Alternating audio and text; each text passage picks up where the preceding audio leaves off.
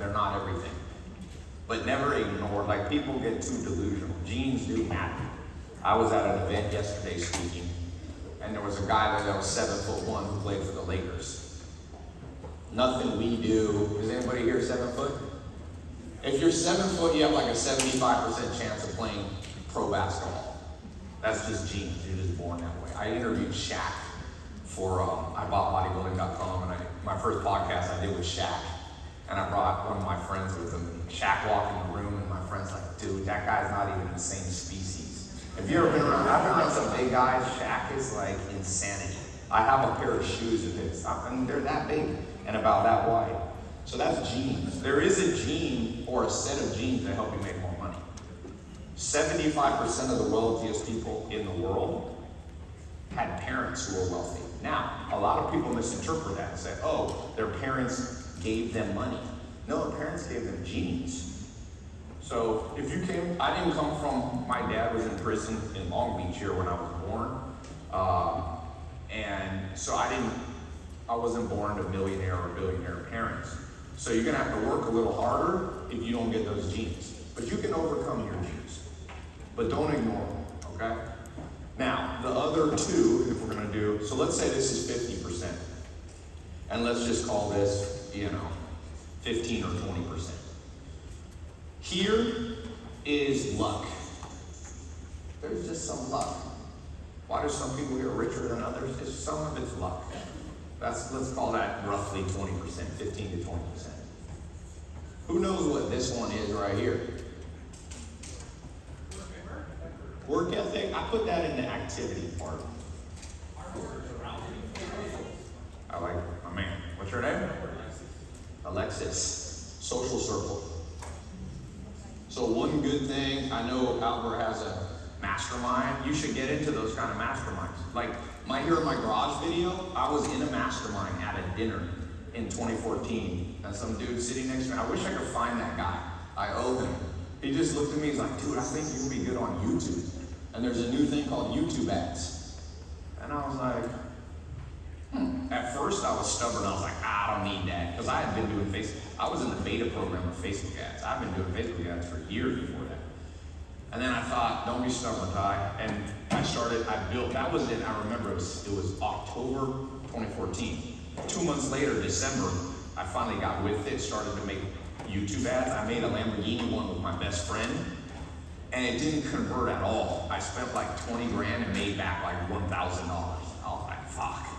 Just lost 19 grand, I was using my activity, I was working hard, but I didn't give up. And the next month, January like 24th, started making like 100 G's a day, net. Okay, I dialed it in. But that was not just my activity, that was also my social circle, that person. You don't have all the answers within your brain. Who here feels like things are going too slow? It's going too slow because you're not hanging out with the right people. You get stuck in your social circle. It's a big deal. And the more successful you become, the harder it is to find that social circle. Luckily, I'm in business with two guys now that are on the Forbes list, 2 billionaires. I learn a lot from those guys. They're tough motherfuckers, I'll tell you that. I don't recommend, in hindsight, don't really get in business with guys on the Forbes list. If you swim with the sharks, you can get big. Don't be surprised. But one thing I've learned from them is they also control their social circle. One of my mentors is a guy named Tillman Fertitta. He owns the Houston Rockets. Anybody like basketball? Yeah, he bought the team. He once gave me advice that is the least practical advice. You all want advice of a billionaire? What he told me? I'm gonna give it to you. It's gonna be the most helpful advice you got on this whole 3-day conference. He said, Ty, you always need to keep $600 million in cash. It was serious. I was like, bro, you're disconnected from this world. He's like, 600 mil. He's like, keep it there. That's how he bought the Houston Rockets. He's like, I can always keep like 600 mil in cash. I saw the team was for sale, and I called up the NBA and I said, I'll put 100 mil non-refundable deposit today. Non-refundable. And then he said, in 30 days, I'll bring you $2 billion. Okay? Takes big balls, boy. Who here is going to do a non-refundable 100 mil? Sometimes I have like a high ticket. I'm one of the highest paid like mentor consultants. I charge between 100 grand and $1 million. Sometimes people are like, Tai, is it worth paying you 250,000? I'm like, no, you don't have what it takes, man. I'm hanging out with dudes that are dropping 100 mil non-refundable deposit. And he didn't have the full 2 billion. He had to go raise some of it.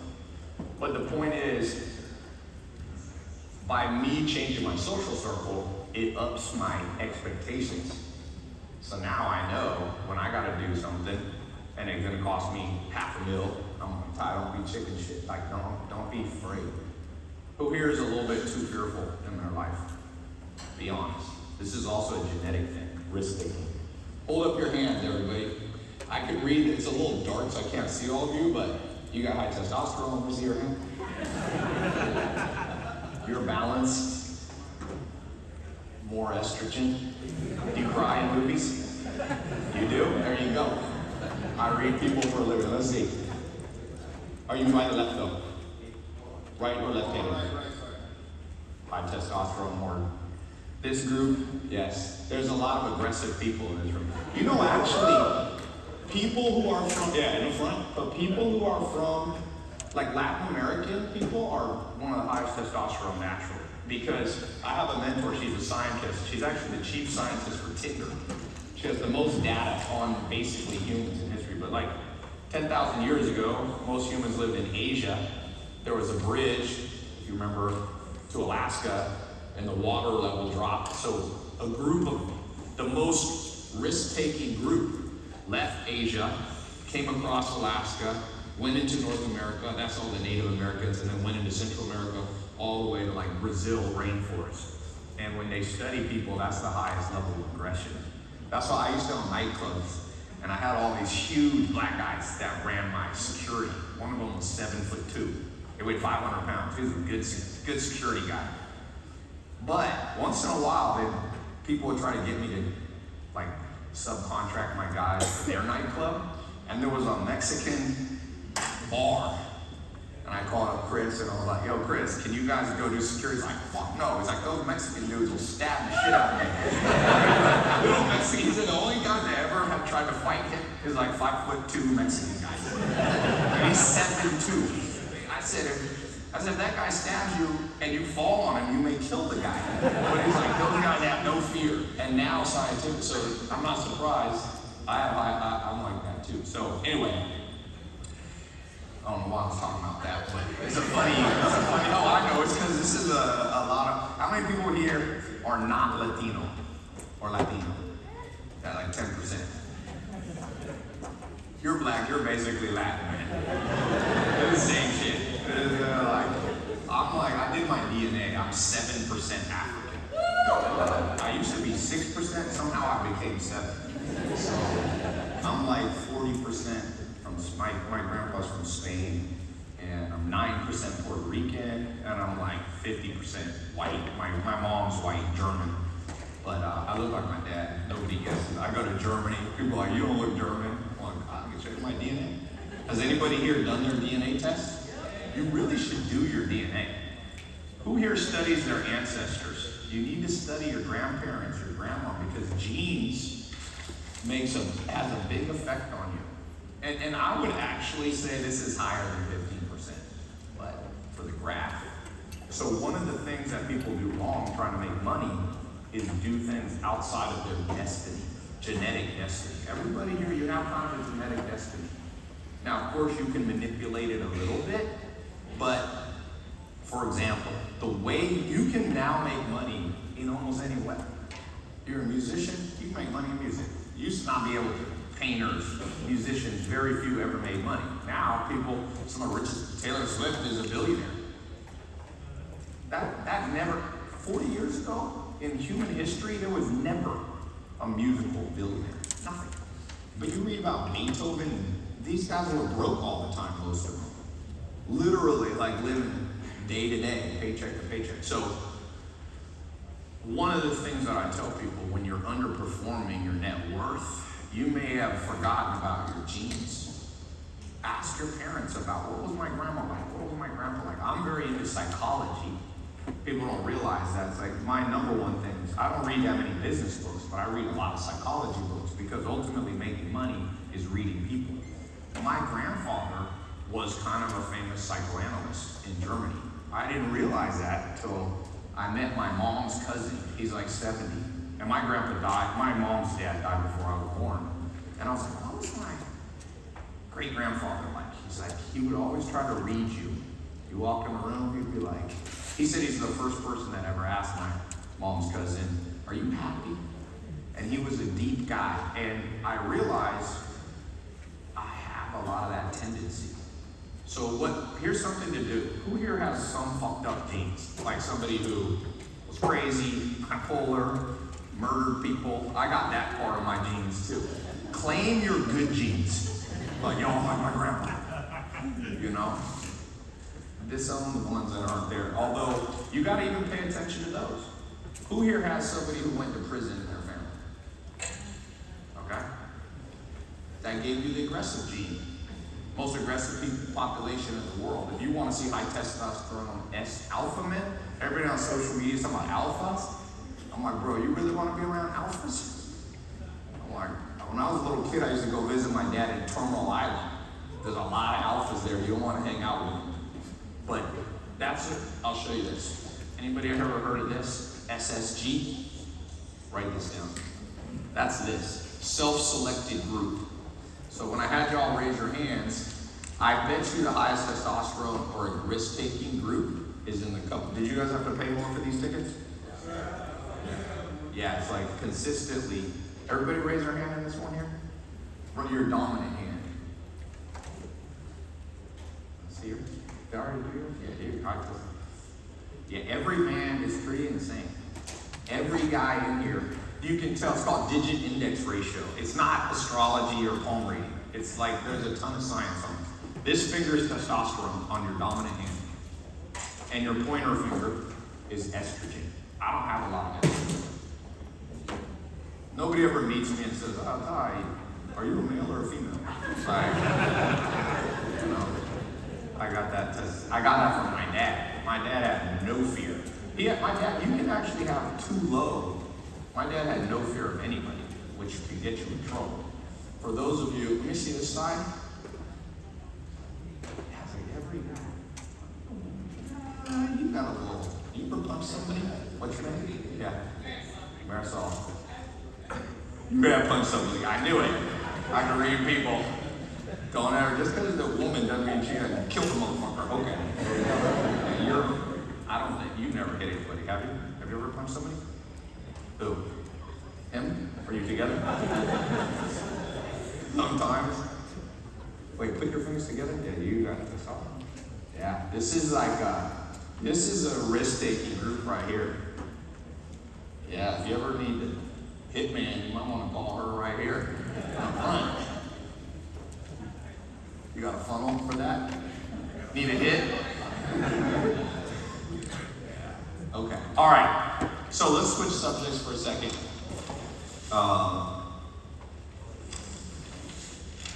Catching trends is the first thing I said. And here's the biggest trend I think in the world. Okay? Money is dead. I'm going to give you 4 reasons or 3 reasons why money is dead. And I'm specifically talking about the US dollar. Okay? When I say money. Wealth is not dead. But money is dead. Who here would rather have money coming into their bank account or rather have wealth? Big difference. I was just in Bel Air yesterday speaking at this little seminar for these female CEOs. And when you drive up there to Bel Air and Beverly Hills, a lot of those people don't have that much cash flow necessarily. Because in California, I left California because I was paying 52.5% taxes. Make $1 million, you got to give the government $520,000. Bullshit. It's crazy. First time you write a big ass check to the IRS, you're like, I'm leaving California. But anyway, that group in Bel Air, they got wealth, but not necessarily money pouring in every month. And a lot of entrepreneurs are too focused on money, not wealth. So let me explain. So money is dead. Here's the 3 reasons. Inflation.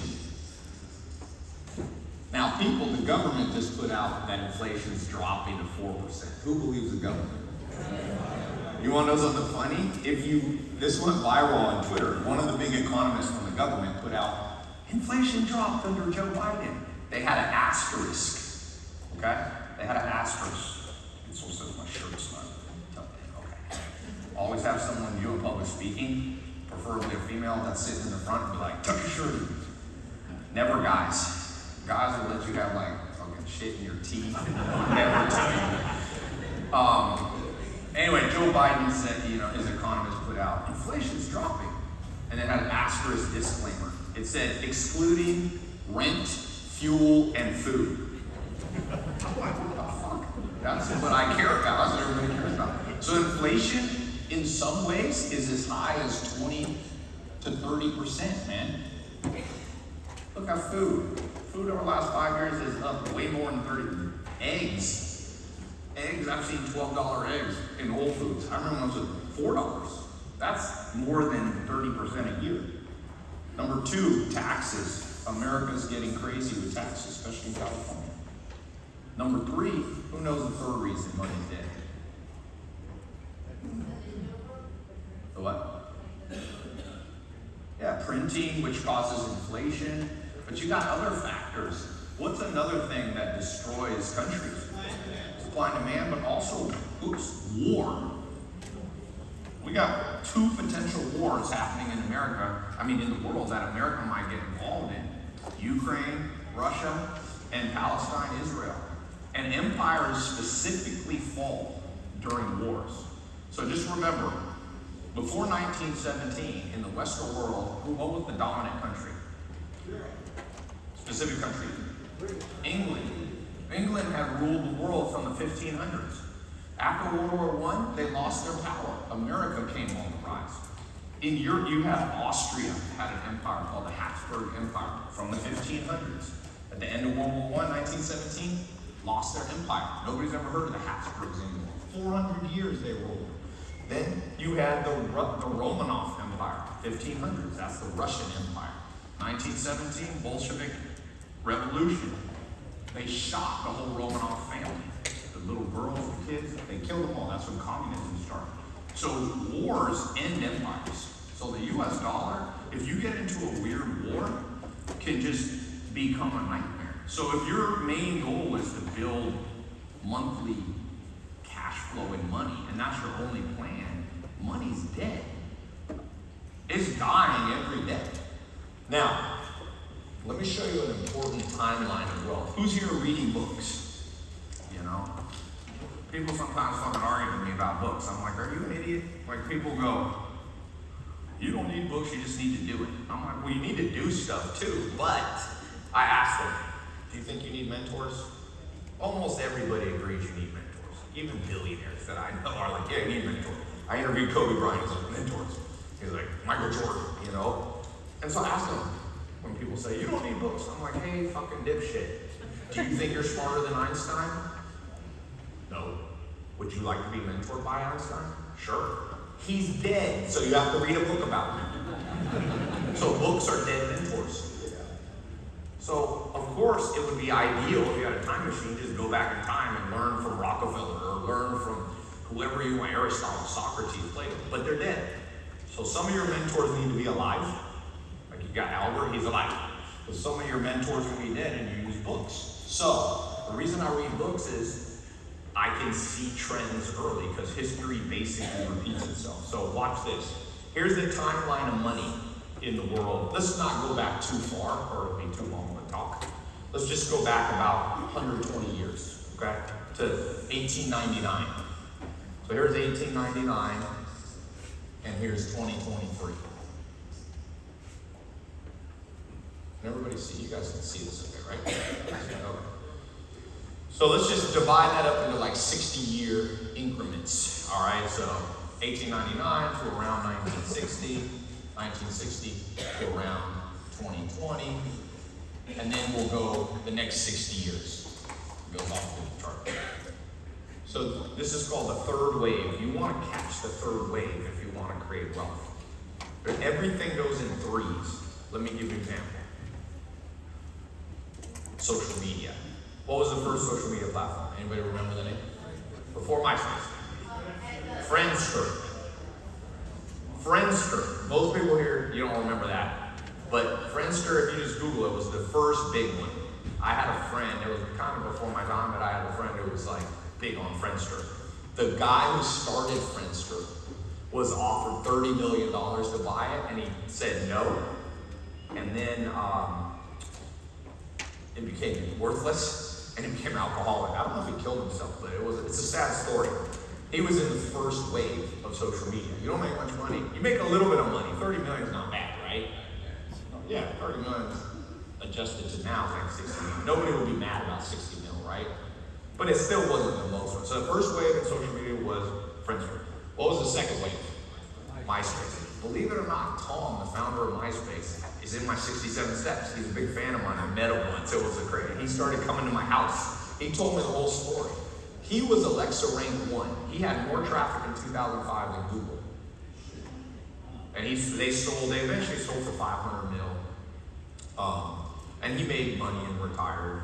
And I used to play that. Did anyone ever see my live calls with him? I used to play basketball in Beverly Hills, and Tom from MySpace was there. He was an interesting guy.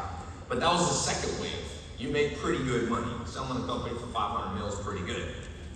But third wave, what's the third wave of social media? Facebook. He turned down $1 billion. And nobody's really, if you age adjust, Mark Zuckerberg is the most successful person in modern history. Because he was worth like, what would you rather be? Warren Buffett, you're 94 and you're worth $100 billion, or be 34 and worth $60 billion? Who's better? You don't want to be one of those Beverly Hills guys. You live in Beverly Hills, you go to a restaurant, some dude would pull up with a pretty girl who's 99 years old. She'd get out, bring him his walker. I'm not even joking. This dude would get out with a walker. I was like, I don't think a Ferrari's helping you much anymore. But so third wave, you want to catch the third wave. So let's look at the third wave of the economy, okay? So in the first wave right here, people, if you wanted to create wealth, what did you need? You ever heard the saying, it takes blank to make money? It takes money to make money. This was the money or capital economy. If you did not have capital, you would be poor. Very few people were rags to riches stories. Rockefeller had so much money. Rockefeller and Carnegie, that was the rise of the capitalists. So you have Rockefeller, J.P. Morgan. In the early 1900s, American economy got into trouble. You know what they did? You know what the President of the United States did in around 1910, right around there? They called 3 guys, Rockefeller, Carnegie, and J.P. Morgan, and said, will you lend us money, the United States? These guys were such big capitalists, they could help the United States. That's where the Federal Reserve came from, by the way. After that, America formed the Federal Reserve so they wouldn't have to borrow money from 3 dudes. So this was the capital or money economy. That's wave 1. That lasted till Henry Ford was there. Okay? Then 1960 to let's say about 2020, the second wave started. What do you think this one? What did you need to make money and wealth? Real estate. What'd you say? Closer, warmer. Land. You need skill. This is where Bill Gates came from. This is where the software billionaires. 90%, I can pull this up on the screen. If you go to the Forbes list now, 80% of the wealthiest men in the world were born in this time, around this time. And they all made it with like some highly skilled thing, like software. Bill Gates, Steve Jobs, Wozniak. These people were sitting there. Bill Gates said from age 20 to age 30, he never took a day off. He worked 3,650 days straight, locked himself in a room. They wrote code, they built Microsoft. Okay? So how did you prove you had skill, by the way? What's a piece of paper that helps you show you have some skill? Diploma. This was also the diploma economy.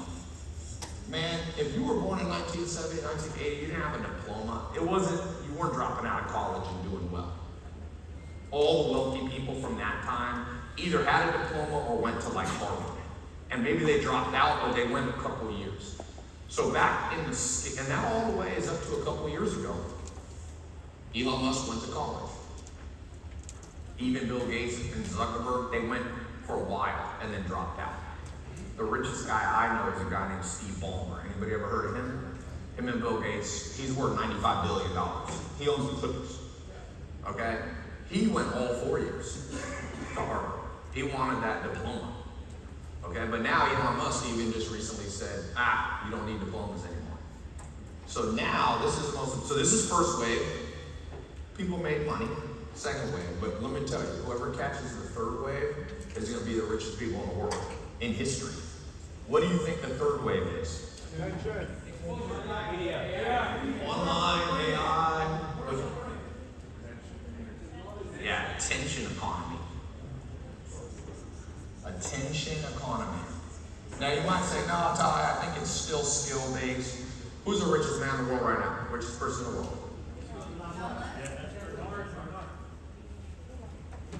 Elon Musk. What did he recently pay $44 billion to acquire? Do you think that gives him more attention from the world to own a platform? Every time he posts, if you look at impressions, he gets 1 to 5 million, sometimes 20 million impressions. Let's say half of them are unique people. So he's getting 1 to 10 million people seeing him per post. He posts 10 times a day. Sometimes. He can reach literally a continent every week. A continent. Hundreds of millions of people see his stuff. It's insane. So, and it wasn't really till he got big on Twitter that he became the wealthiest person in the world. Or on social media. Even before he owned it, he really started. I had a conversation with him in LA in 2016. And back then, he's like, I don't need Snapchat. I just build a good product. He told me this face to face. We used to go to the same event. And he asked me, he's like, Tai, do you think I should have Snapchat? That was when Snapchat was big, to grow Tesla. And I said, absolutely, it's going to be important. And I talked for like 10 minutes. We were at a little movie theater, and he's like, no, I don't agree with you. He's like, I don't need it. Build a good product, and it'll go viral. He was kind of right, and so was I. In fact, he completely switched gears and bought a platform. It wasn't Snapchat, it was Twitter. So here's the thing about the attention economy. See, the reason I say money is dead is if you have money, you will not always, no, it doesn't always create wealth. Do you think every doctor who's making $500,000, that's a lot of money, they have money. You think they're creating wealth? Let's say you make $500,000, you're a doctor. My cousin became a doctor in UCLA. Let's say he makes 500 G's. How much do you think is going to go to taxes? Let's just say 200. So there's 300,000 left. That's about 25,000 a month. What happens when you start making 500 grand? Do you raise your lifestyle or lower it? You raise it. So for sure, he's going to get an $8,000 a month mortgage or place. So that's 100 grand. At the end, he's going to maybe save 100 grand a year. 100 grand. And remember with inflation, taxes, and war, that 100 grand, let's just say there wasn't inflation, 100 grand. How long will it take him to have $2 million in his bank account? In 100 years. I mean, $100,000 of savings. 20 years. So money's dead. If you just have cash flow, you can't create wealth. But if you have attention, man, if I lost all my money, I can make it back the next month. I'll give you an example. I have a lot of attention to my brand. Last 2 years, I took a break from my brand. I just started bringing it back. Did an experiment. What happens if I don't have a personal brand so much? Because at one point, my personal brand was too big in the sense that you start getting weird shit. I had to have a Navy SEAL outside of my house for 2 years with a machine gun and dogs. And this guy still broke into my house and went to prison. Guy broke into my house in Beverly Hills. It's all on cameras. I was out of town. He made himself sandwiches before he tried to steal. While he was in my kitchen for 45 minutes, he made sandwiches. He packed nuts. He tried to turn on I had 7 cars in the garage. And he got 7 counts of Grand Theft Auto. He couldn't figure out how to turn on an Aventador. So, but it's all on film. But my point is, I've been taking a couple years off. Okay, I had my brand really too much attention. Then I kind of hibernated it. Now I'm bringing it back. And one thing I saw, when I have attention, if I lose all my money, I can just go back on social media and say, who wants to give me half? Give me 50% of your company and $1 million, and I'll make your brand famous, and I'll make you a guy. I did that with a guy, I won't say who. A lot of you know him. I was like, give me $2 million and I'll blow up your brand. And he went from making $2 million a year, the same year he went to $12 million. Next year he went to $40 million. I just used my attention, redirected it to him, and he gave me millions of dollars. I had another guy give me a piece of property. He's like, I'm buying a piece of property. I'll give you a $500,000 warehouse. I'm like, okay. He's like, just give me some of your attention. So once you all start to get attention, it doesn't matter what happens with inflation, taxes, even war. You could go anywhere in the world because you can get global attention. So you all's goal to catch the third wave is to get more attention to yourself and to whatever products you're selling. And if you think you're smarter than Elon Musk, you're going to be surprised. Because I get people still going, no, Tai, I can do a corporation. This was the rise of corporations. Corporations are going to die every single day. Big corporations are falling. Netflix is going down. Disney is going down. People hate Disney. Not totally, but that brand has gone down. It's the rise of personal brands. And by the way, this isn't even new. In the 1980s and 90s, there was two big tech companies, Microsoft and Apple. Now, Apple was stupid. They fired the face of the company, Steve Jobs. Remember that? You know that story? They got rid of him. And Apple went down and Microsoft went up. Then they brought him back. And he became the face of the brand. And it became the first $1 trillion company in history. So even in this back, wave 1 and wave 2, you were better to have a face. Even McDonald's used Ronald McDonald. Humans don't attach to logos. Who here, be honest, the biggest mistake I see with newbie entrepreneurs? Tai, what do you think of my fucking logo? I'm like, enough with your damn logo. Nobody cares. Look, I'll pull up a website. Who wants to give me their website? Who has a website? That doesn't mind being called out. I don't want to hurt anyone. Who's not? Are you sensitive? Oh yeah, you killed before, right? What's your website? mtkgym.com. Okay. Let's see if I'm connected. Okay, Muay Thai. Good. You did good. You don't have too big of a logo. But let me just show you this. Do you own this? Is this your company? That's yours? Okay. I wanted to show you something, how unimportant logos are. How big is that logo? Even Apple's like, fuck our logo. Nobody cares anymore. Apple, it's like the most recognized brand, doesn't even put their logo. I mean, what font is that? 1? What matters, what I would do with this brand, do you own this? Do you have a couple of people working with you? You got women. Take this fucking dude off here. You got at least a woman in the video. That's good. Put some women in there. You know, my grandma was 102. She said, Tai, I was like, what have you learned at age 102? You expect her to give some major wisdom about how she's like, never be boring. 102, never be boring. How can we make this website less boring? Be controversial. You know? Put a hot girl kicking a dude in the head. Some people go, oh no, then men won't join because men's our audience. Oh, men will join if women are at your club. I'm telling you. I used to own a nightclub. There was just one KPI. You guys know what a KPI is? Key performance, a metric. What was my ratio? What dudes? I was in, where was I? I was in Europe, and I would walk by this club. It had to be the worst ratio I've ever seen. I'm like, who the fuck is going in? It was 99% men in the line. It wasn't a gay club. It was a gay club. was good. But I was going, dude, I wanted to stop some of the guys and be like, are you retarded? Do you see this line? Why do you want to go here? It's going to be a horrible night for me. But anyway, yeah, like, get this thing, get that logo smaller, get the Train with the Champion smaller. You don't want my grandma to call your website boring. Make this shit insane. Literally. You should put a coffin of a dude. Be like, he died in our gym the other day. If your target audience is men are like, fuck yeah. All men think they're like Navy SEALs. You won't get any women at your club though. If you have a coffin and somebody died, but you'll get men.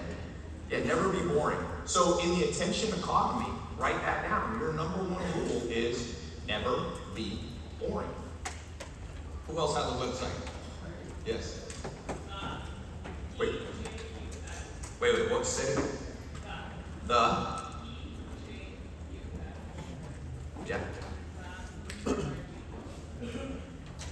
The EGF.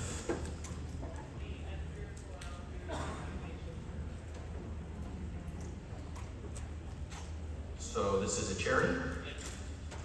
Video. It's too boring with a picture. Videos are less boring. In 2013, I did a live call like this, and I said, you watch, video is going to take over the world. When I said that, nobody believed me. 80% of all internet now is video. Why did TikTok instantly beat Instagram? Nobody gives a shit about pictures. Like, just the Chinese are like, oh, we can beat Instagram, just an app that only has videos. What about short videos? That's what TikTok was. That's how they beat YouTube. Shorts. TikTok was just short video. YouTube was long video. Instagram was half pictures, half video. And you get destroyed. Yeah, shorts, we can talk. Okay. Oh, video's on. Damn, I've been recording for 40 minutes for no reason. Who here ever records a dark video in your pocket for like an hour? You get home and what is this?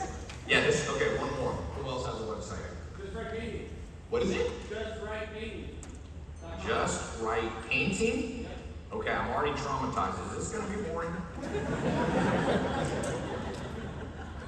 Like, I'm worried. Okay. Just, wait. Dude, you should buy this for $1,600. Is this you? Who has it? Okay, this is worth whatever you pay. Buy this immediately. You can do a payment plan for $70 a month. Buy it. But wait, don't have 4-word domains. It's too long. But Just Right, please buy that. Just Right Painting. Yeah, but it's just too complicated to remember. 4 words is too many. 2 words is ideal. Or 1 word. Okay, what am I going to say? There's 1 billion websites in the world right now, and 300,000 new people are joining the internet daily to compete with you. You get some, what can we put on here? I saw a video of a dude, you ever see that viral video recently of this Mexican guy doing roofing and falling off the roof? Put that video right here, be like, this won't happen with Just Right Painting. It's such a funny, let me see if I can do this. Mexican guy falling off roof.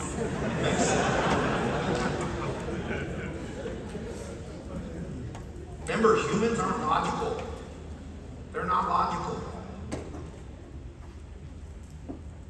This one? Oh yeah, it's this one. Handyman. Alright, I said it more politically incorrect. Don't be the cheapest contractor. Yeah, okay. It's better when you watch the full version. But, yeah, be less boring, man. Be controversial. Say stuff. Number one thing I see people doing wrong in the attention economy to build their personal brand, it's like, don't teach too much either. Have you noticed I haven't just been teaching? Has anybody laughed during this? I tell everybody, memorize a damn joke. Who here has a joke memorized? You're gonna have public speaking at one point in your life. You better have a joke locked and loaded. Because if you get up, who's ever watched somebody on stage give good information, but it's so fucking boring you can't even remember 3 days later? That's like 90% of speakers. I want to shoot them with like a fucking water cannon when they're on stage. Bro, I'm dying here. I'm bored. Memorize a joke. I keep this one joke in my memory. I just remember this joke. It's kind of a stupid joke, but it's kind of funny. So that downtown LA, there's this big skyscraper, okay? Big ass skyscraper. And at the top there's a bar, it's like an open roof. So a guy's drinking, another dude comes to the 50th floor, sits next to him. The dude who was there first goes, bartender, give me some of that crazy beer. 3 of them. Gets 3, goes, shh. And he goes, goodbye, walks to the edge, jumps off 50 floors. The new guy sitting there goes, did that guy just commit suicide? The bartender was like, just hold on a second. 2 minutes later, elevator opens. The guy comes right back in, sits right back down. He's like, what? Drinks 3 more beers, jumps off, same thing. Elevator comes right back, doesn't die. The guy sitting there goes, I don't mean to be rude, but what the hell is this, your secret? He goes, easy, this place serves this highly carbonated beer. You drink this highly carbonated beer, and it makes you so light. If you jump off the roof, you just float to the bottom. The guy's like, that's so badass. He's like, yo, give me 3 of those beers. He drinks it real fast, goes, jumps off, bow, dead, splat. Bartender looks at the first guy and says, Superman, you're such an asshole. Kind of a stupid joke, but it's kind of funny at the same time. Never be boring. Okay, so how can you make money from your personal brand? Let's get some specific stuff, and I'll show you how to build it. There's only 3 ways you can make money with your personal brand. 3 main ways. 1, you become the personal brand. Number 2, you build an agency where you manage other personal brands. So if you're shy, you can do that. The 3rd way is by mentoring or consulting. Okay? Showing. This one you actually do the work for them and manage. This one you just teach them. I do all 3 of these. And you can make $1 million a month from any of these. You can make more than that. Okay? Or you can do all 3, you can make $3 million a month.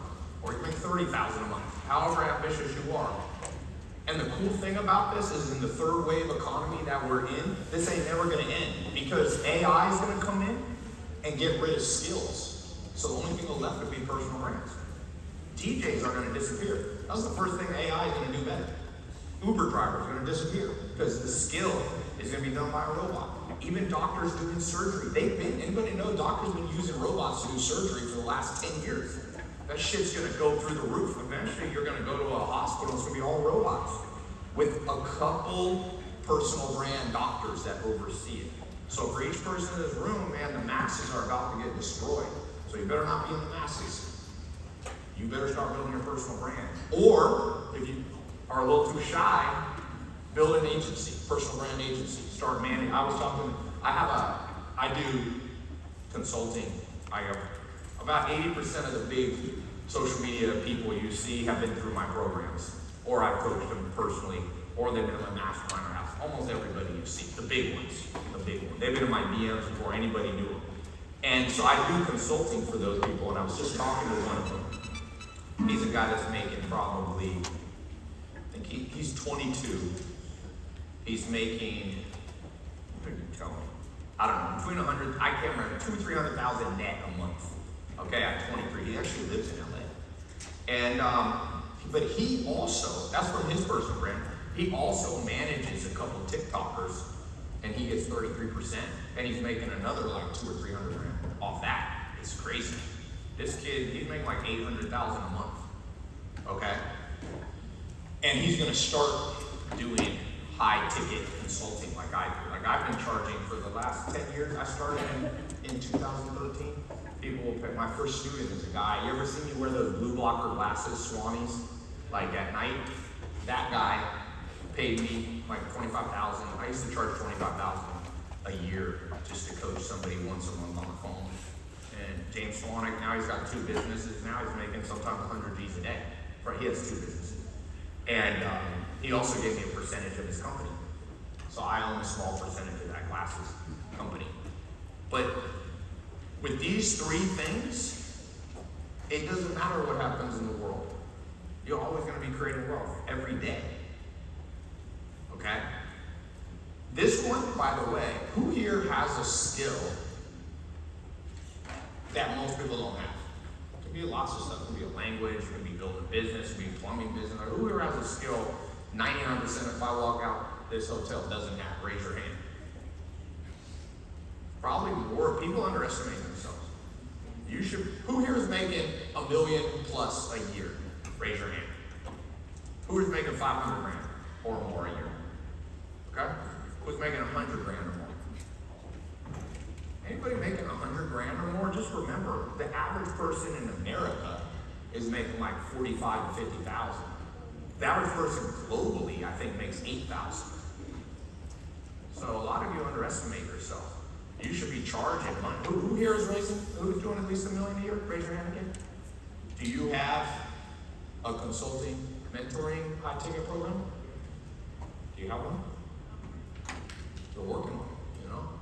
I'll give, not for all of you, but for those of you, I'm going to put if you text, Jeremy's here with me, I'll send you all, I don't have time to do a full blueprint on how to do the consulting, but all of you doing at least like 500,000 or more, I'll send you a blueprint. What's your number, Jeremy? Just text him. Not everybody, please. Just those of you doing at least like $500,000, because I want to send you a simple guide. 3-6. I'll try to show you the guide. I only have, how much more time do I have? 15 minutes? Can I go a little bit over, or should I stop? Well, I don't want to be rude to the next speaker.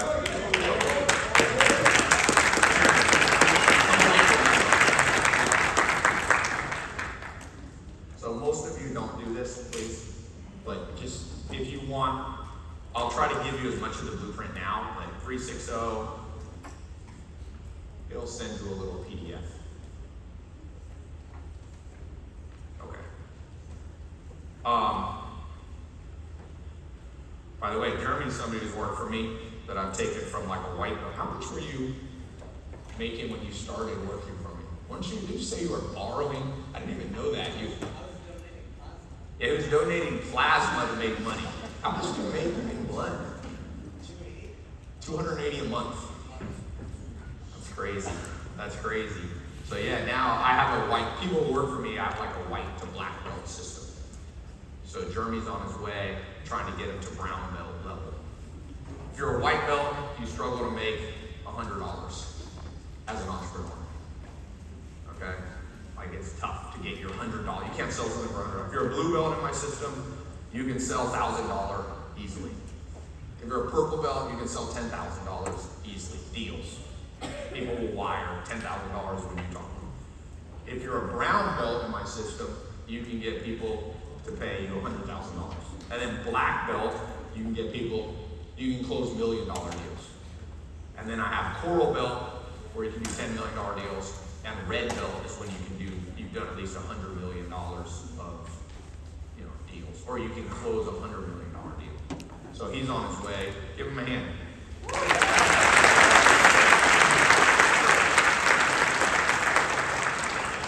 That's how you all should think of what Albert can do for you, because he's got a mastermind, and you guys should go into those masterminds. Never be cheap. People are too cheap in this world, man. It takes money. It doesn't take money to make money in terms of you need $100 million to start a factory. But it takes people to make money now. Remember I said it's the rise of a personal brand? Albert's a big personal brand. He's got 1,000 people in a room here. So you need to pick his brain, And he's not telling me to sell his stuff for him, by the way. I'm just telling you, I used to go to one conference a week. Who here is really ambitious? Raise your hand. You want the blueprint for those of you who have crazy ambition? Do a house party at your house, a business networking party once a month, 12 times a year. For those of you not as ambitious, do it 4 times a year. Let me give you some. If you text this, 360-281-1848, Jeremy will send you a little PDF, because I don't have, it's like a 1 hour talk, and I don't have a 1 hour. But I'll give you some of the practical things. Let me pull it up on the laptop. Just stuff that I did to build my personal brand when I was starting, just practical stuff. So I used to go to Google and just be like, conferences in LA. Okay? I didn't give a shit what they were. I go to my look, there's always a thing. I go to my assistant and be like, just pick one, book me for it once a week. You know why? Because the most valuable thing at this event, maybe it's somebody's talk, but it's who you're going to meet out there in the hallways. You're one person away from an extra $1 million net worth. Literally. There's someone in this, like I told you, in 2014, I met a guy. He's like, you should do YouTube. I didn't have that idea. I'm not a dumb guy, I'm a smart guy, but even, no matter how smart you are, somebody else knows shit you don't know. So I would just pick something here, like, okay, tell one to stop. I'm closing my eyes. Okay, here we go. I'm going, oh, yes, good job, whoever told me that. International Conference on Psychology, Language, and Teaching. Definitely go to that if you want to make money. Now, so that's number one. Number two, house parties. Remember this company, Evite? Does anybody remember this old ass company? I used to build my first personal brand, I used to go to evite.com and send hundreds of people a UFC party invite. I used to do every UFC party at my house. And I didn't have money back then. I remember the first UFC party I did was on a little TV and 100 people came, like, I can't fucking see the fight. So the second one, I told my friend, dude, we have to get a flat screen TV, that's big. And he's like, that's $1,000. I was like, I don't have $1,000. So we went to Rent-A-Center and rented, they were like bribery, at $300 to rent it for 2 days. So I rented a TV and I was like, where are we gonna get $300? And this guy, my roommate Dave on, he's like, we charge for pizza. So we bought all these pizzas and we told people at the door, I had a pretty girl stand there with suggested donation $20. And that's how I paid for the pizza and the TV. So you can start out, even if you're broke, don't use Evite, but find a simple, build an email list in your city, local city, okay? Become a local celebrity first. First, I was well known in Raleigh, North Carolina. Then I moved to Hollywood. Nobody in the world knew me, but people knew me in Hollywood. And then my third attempt is when I went global with my personal brand. So number one, go to more conferences. Number two, join as many masterminds as you can. At one point, my CPA called me, my accountant's like, Tai, you're spending $250,000 a month on mentors, coaches, travel, conference. I was spending $250,000 a month. The way I met Steve Ballmer, he's the top 10 wealthiest people in the world, is I was at a charity event. I said, Steve, I'll give you $250,000 to your charity if you have dinner with me. He's like, done. Now I know Steve Ballmer. Cost $250,000. But I learned more in that dinner. I learned at least enough value that I made 20x return on my money. I made $5 million back in what I learned from him. Always try to do stuff that gets you 20 times what you paid. So conference, mastermind, house parties. Now, on a 1 to 10, I want you of fame, okay? 1 to 10. I don't want you to be a 1. That means nobody on this earth knows you. That's like a hermit, okay? A 10 is Donald Trump, okay? He's the most recognized name in the world right now. He's former president of the United States. If you look on Twitter trends, more than anything trending is the word Trump. If you have a 1-word name, you're a 9 or a 10. If they don't need to use your last name. Now, I want you all to become a 7. A 7 is a beautiful place. So 5 is average.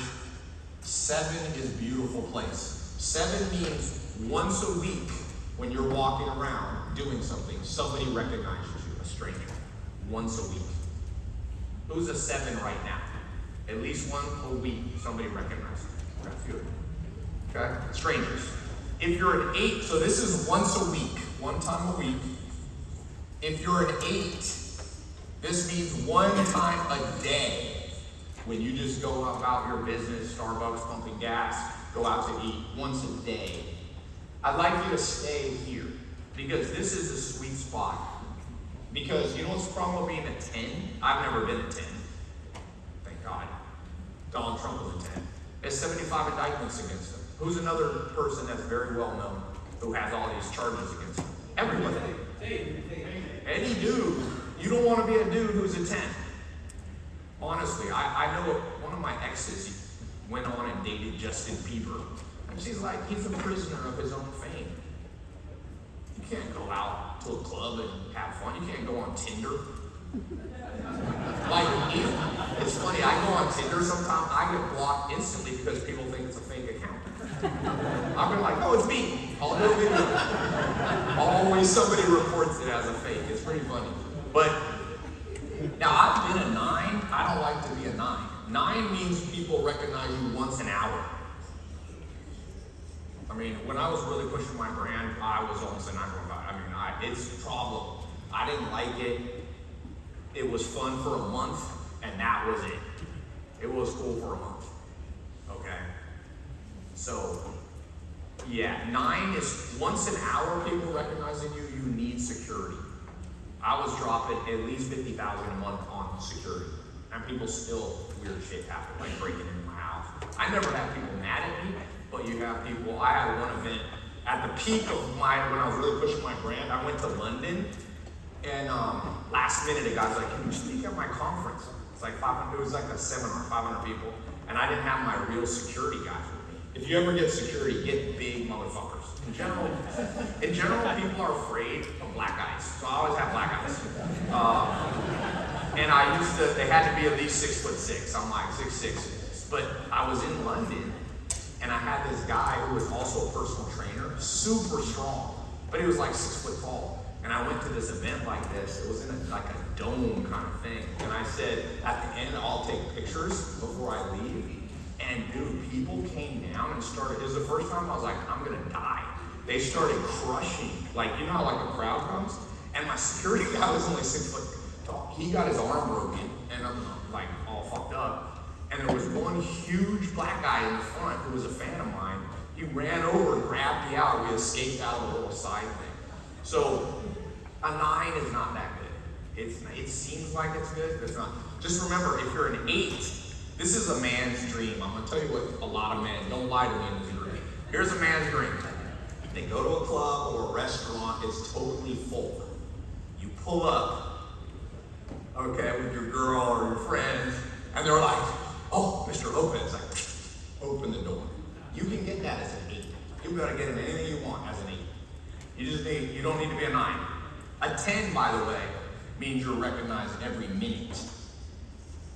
That's like Donald Trump. He wouldn't be able to go 60 seconds walking down the street without somebody recognizing. And my friend just interviewed Donald Trump. Donald Trump had 38 guys protecting him. Underneath, they have Uzis, by the way. When you're a 10, you need 38 dudes with Uzis. That's not good. You know that Mark Zuckerberg last year spent $32 million on personal security. That's public record. What kind of shitty life is that? That means people are threatening your kids, or kidnapping, all that. 32 million, spending 2.5 million or more a month on security. So you don't want to be a 10. So when you're building your personal brand, I recommend you target a 7. So going back here, some practical ways to do that. House parties. Beautiful thing. If you're super ambitious, I used to do so if you're a little scared of this, do it 4 times a year. If you're more ambitious, do it 12 times a year, once a month. I used to do it 52 times a year. Every Sunday, my house was open in Hollywood. That really helped my personal brand. And I told people, you gotta bring somebody who's cool in business to get in. It's free. Don't do alcohol. Alcohol will make shit weird. Just do food. Food. Schopenhauer, the famous philosopher, said, man is motivated by 3 things: food, sex, and boredom. So, also make sure it's always 15% women. You know why? Then billionaires will start showing up at your house party. First time I really started networking with the big dogs, the celebrities, the billionaires, it wasn't because of me. They would be like, that party has a lot of pretty women. I remember a guy came, he's like, my wife died 3 years ago, I'm single. He was like 65, it was hilarious. He's like, I want to hang out with you because you have these cool parties. And he taught me a lot of stuff. He was making about $6 million a month. He was a real estate guy. He built skyscrapers, that was his game. It's the first time I went to his house, he had a 42,000 square foot house. That's a big house. I had a 17,000 square foot house in Beverly Hills, I thought that was big. This house was so big, when I went there, he's like, you can take this one wing of the house. I never saw half the house. But I was in it, I remember I was in his had a bill from a lawyer, $500,000 bill. I said, what kind of business are you doing? He's like, takes big balls to make money, Tai. He's like, I'll drop $500,000 on doing due diligence on a skyscraper. But anyway, I met him through house parties. It was very awkward to take out to clubs. He would always tell women, do you want to go to a disco with me? I always said, it was Walter. I'm like, Walter, nobody knows what a disco is. Right? You're 70. Back in the day, you were going to disco. You'd be like, let's rent a limo and go to a disco. I'm like, nobody wants a limo. Nobody, that's just weird. And definitely never say to a woman you want to go to a disco. He'd wear like pineapple shirts, like tourist looking guy. I had to do a whole makeover on this guy. Okay, fourth thing you can do. You gotta post more to social media. But more important, it's gotta be a little bit crazy, man. A little bit controversial. I just posted this, I'll show you. How much more time should I go for?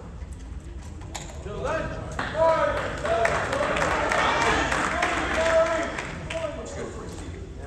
I'll do whatever you want. I'll take 5, 10, 15, 20. What's good? Yeah. Can you set that timer for 15 minutes so I don't go over, please? Okay. I'll just show you like some stuff I've been posting.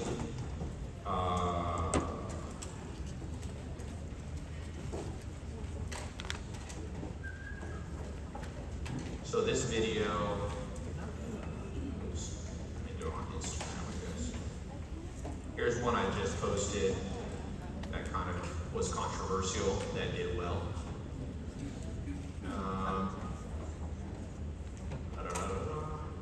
Here's one right here. This one has 338,000 likes and 7.2 million views. And it's us talking about, it's a dating one where this guy got cheated on. Here's one talking about Super Gene. Your tequila one did it. Yeah, tequila one did. That one, the crazy thing, got 300,000 shares. And I was with my friend, I'm like, who the fuck shares 300,000? He's like, me, I shared it. This one right here is kind of controversial. This one got millions of views. On my TikTok, it's crazy. I did one about tattoos, showing that you have high anxiety. That one's got like 5 million views, but the ratio of likes, it's got 553,000 likes. That's a lot on 5 million views. I've never seen, that's maybe the most like to view ratio, but it's controversial. Like, I'm putting myself out there. You're gonna have to say something to stand out. Here, you want me to show you what an amateur personal brand does? I'm gonna give you a real practical thing. They grab their phone. They go like this. Hey everybody, I'm here at the Driven event. We're talking about some personal brand stuff. Never introduce. Start with the crazy part. This woman's killed before. No, I'm just kidding. Maybe there's a lot of high testosterone people in front of me. Which one are you most likely to watch if you're scrolling? Second one. Who here is guilty if let me go on somebody's Instagram. Am I going to see that introduction bullshit? This is the number one thing that kills personal brand people. Like, you don't want Tai, we're here. Fuck that, nobody cares. Say the crazy part first. So just write that down. Crazy first. Andrew Tate, that was one of his really intelligent things. Say crazy shit first. And you pick how crazy you want it to be. You know?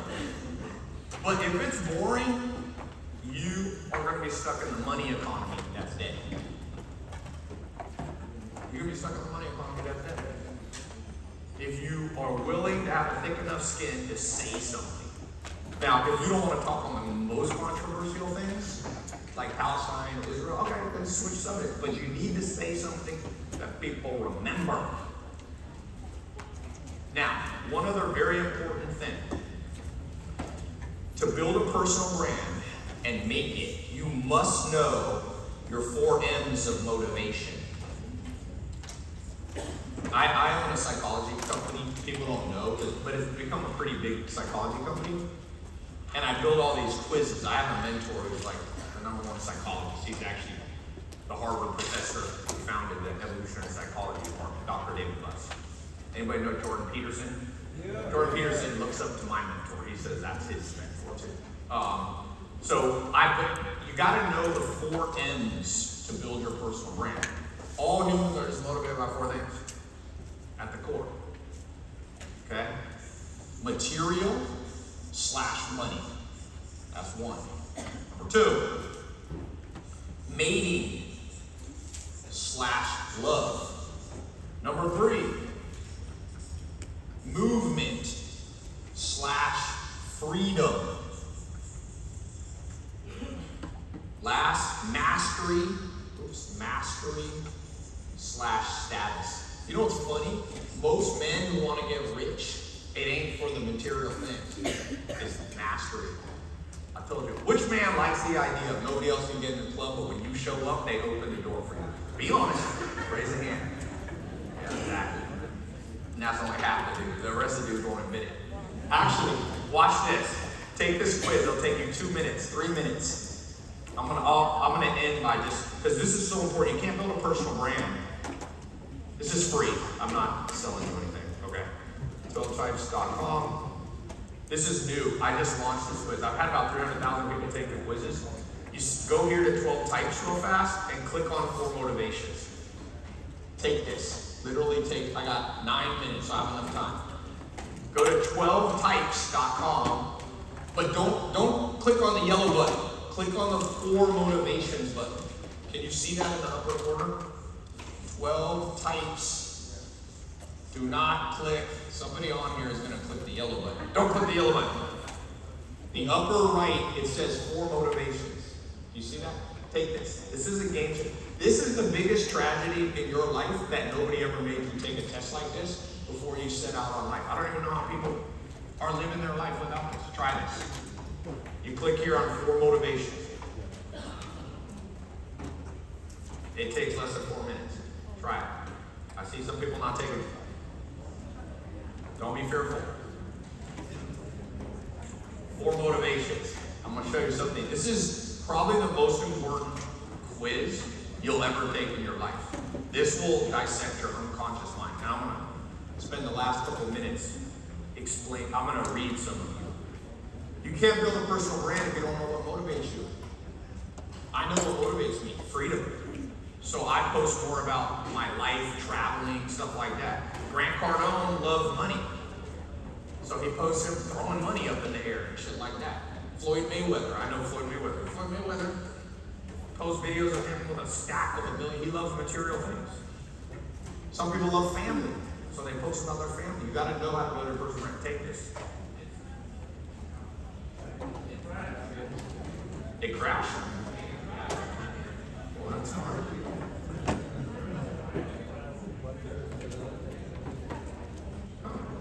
Well, it worked for a second. Who's a hacker in here? Who hacked this shit? Who hacked this? Wi-Fi. Is it the Wi-Fi you think? Oh, it's. I was gonna say I can't imagine. My site's huge. Let me run it on my. Yeah, let me share. Do we have LTE here? Damn. Is it, so it's not just my website. Let me click.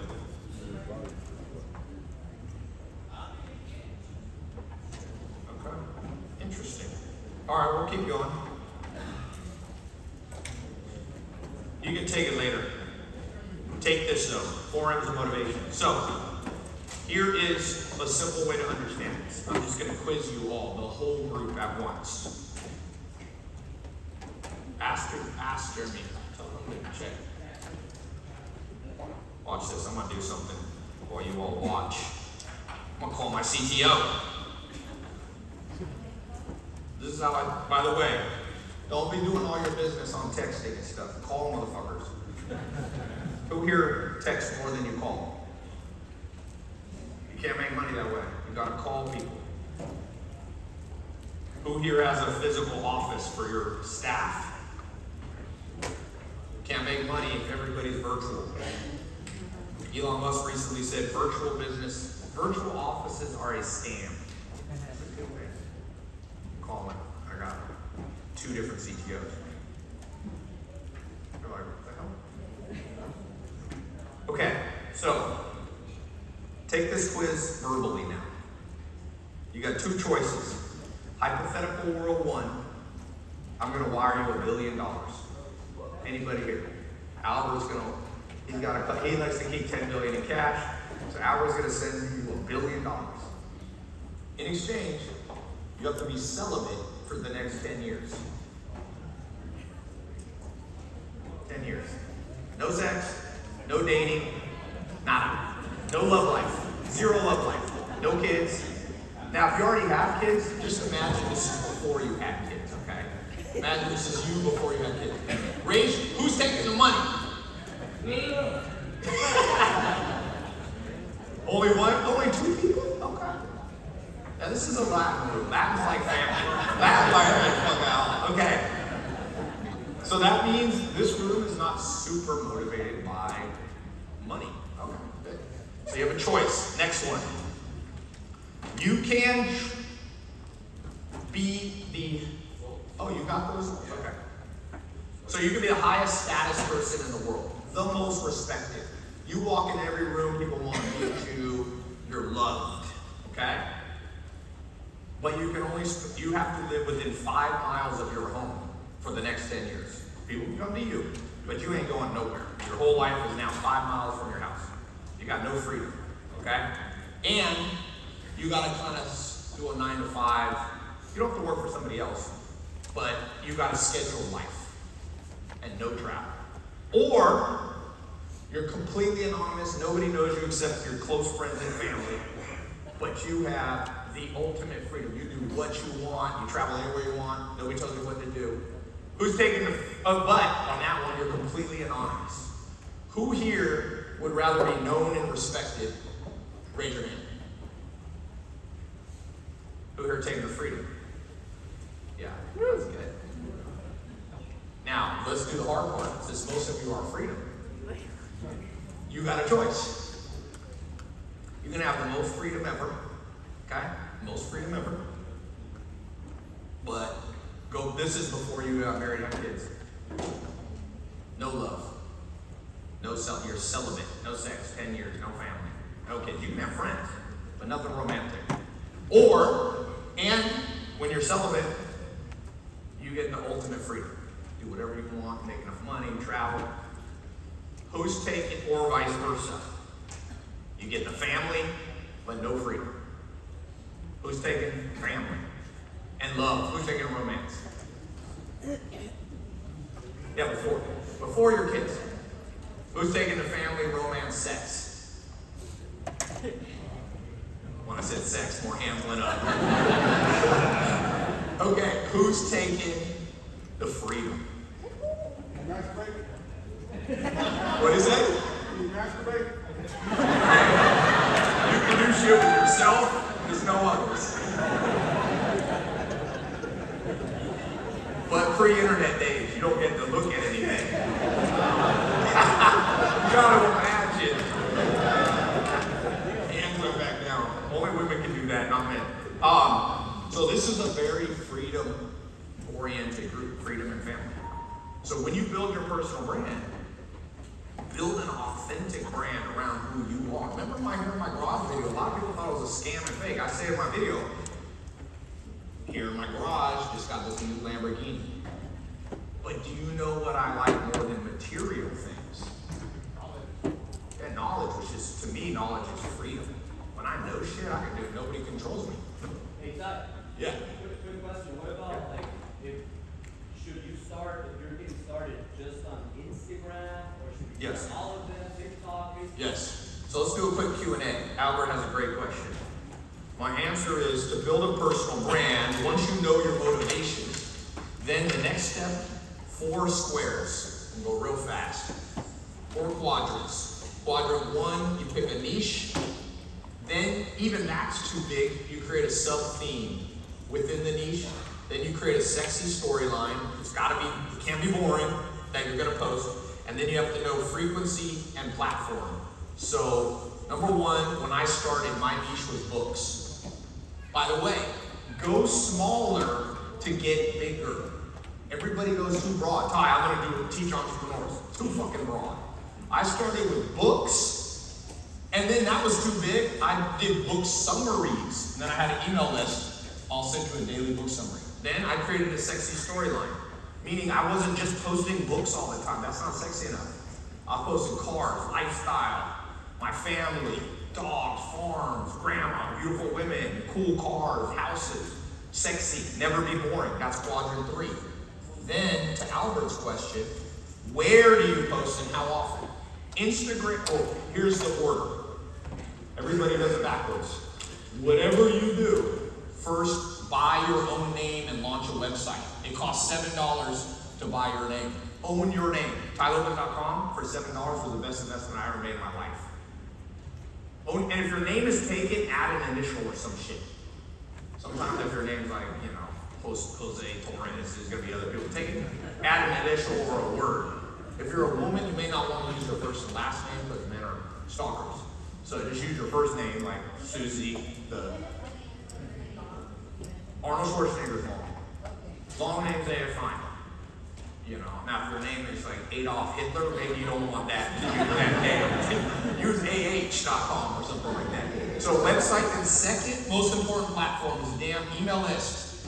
Email lists can't be taken away from you. Instagram, TikTok, YouTube, they can block you for no reason. I was going live the other day on TikTok, I got blocked for no reason. They're like, 7 days, our algorithm detected. It's because I was calling people low IQ TikTok, because I was like, my stupidest follower on TikTok. Anyway, they just banned me. I got an app eventually, but email list, I've been sending a daily email since 2013, never missed a day. That's a pension, that's a lifetime of passive income. I started with 3 people on my email list. I added 3 of my friends. Then the next one is Instagram. Everybody does it backwards. They start with social media. You don't own your social media. It's like crypto, you don't own your keys. So start with your website, buy that. I have a website builder called personalbrand.io. Not trying to sell you on. You can use WordPress, I have personalbrand.io. It's not very expensive, but you can find different websites that will do this. Then start building an email list. Email ain't dead, because every single day they don't open my email. But who's ever gotten an email from me and in the inbox it just says Tai Lopez? You don't open it, but you see my name. That's the attention on. So you get that email list, you start with 3. Add your mom, your grandma, and your friend. First, email list, my personalbrand.io has an email system built in, but you can use other ones. There's literally 30 email services now that you can use. They're all somewhat similar. Then Instagram's your next best. Then after that is YouTube, because long form content builds a brand. And then, TikTok builds awareness, but people don't really fall in love with you on TikTok because it's too short. So it's like dating. First you get them interested in you. That's like a TikTok, but then they fall in love with you when they listen to you. Who's ever listened to 1 hour of my YouTube? Raise your hand. Like, those are my true fans, because they watch me for an hour. The average person needs to see your face for 13 hours of content before they really become your, what I call, your loyal friend. You only need 1,000 loyal fans to be rich. Because 1,000 loyal fans means you probably have 100,000 total people who know you, and you're a 7. Everybody remember be a 7? Okay, a couple last questions. I got 2.5 minutes. Yes, ma'am. Oh, you already asked. Anybody else? Just yell it out. Yeah, well, I have a quick question for you. Like, if you could go back, like with all your conversations, Yeah. if you could say one thing that you do different, or you faster, what would you do? If I could be 18 years old again, do one thing different. Ignore most people. Most people are idiots. Most people are unqualified, but they give you confident advice as if they're qualified. Only listen to qualified people. By the way, one good thing about Albert, for example, he's been doing this 20 years. So one of the biggest problems, people are listening to people who are qualified now, like the last 2 years they started making money and posting on Instagram, but they don't have longevity. You need 2 things. Only listen to people who have accomplishments and longevity. I said, you guys gotta unfollow a lot of people on your social media. I see the people are following, I'm like, this dude last year got his first Lambo. That's luck. Find somebody like Albert's told me he's been doing this for 20 years. That means it's not luck anymore. He has continual success. So you gotta be going with the continual longevity. So number one thing I was doing wrong is I was just listening to the loudest person. Who here ever feels confused? You hear people say cash is trash, and other people say Warren Buffett says he needs $100 billion in cash to sleep good at night. Well, if I got a choice, who do you think is more qualified? Warren Buffett filed his first tax return at 9. He's 99. There's $100 billion in cash. I'm going with Buffett. So you get, who here feels confused because you're listening to a lot of people? Honestly, you're like, wow, this guy says that. Unfollow the one who has less longevity, who's been making money for a while.